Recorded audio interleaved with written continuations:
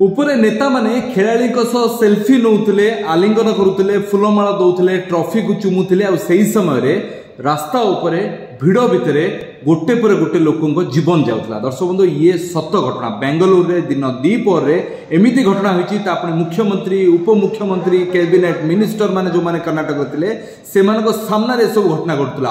RCB गतकाली IPL trophy जितिबा पर एक विजय शोभायात्रा आयोजन करा जाउतला। आ विजय शोभायात्रा बेले एभली दला चकड़ा परिस्थिति हला। आरसीबी फैन माने चिन्नास्वामी स्टेडियम भितर को धसई पसले जो असेंबली पाखरे जो आयोजन करा जाईची शोभायात्रा रो एवं ता सेलिब्रेशन रो से समय दला चकड़ा हला।